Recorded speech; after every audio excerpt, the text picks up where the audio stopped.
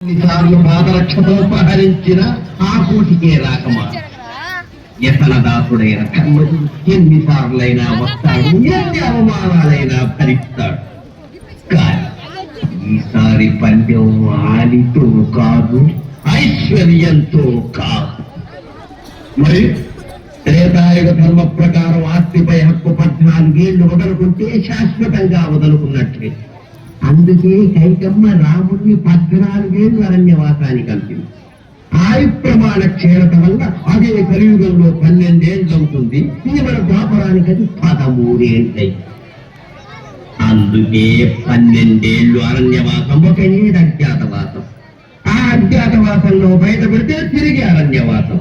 ఈ విధంగా పాండవులు సామ్రాజ్య సంపదల మీద అధికారం బదలుకోవడము, మరల అరణ్యాలను ఆకులములు తింటూ దోసుకులు తెల్లవార్చుకోవడము తప్పదు.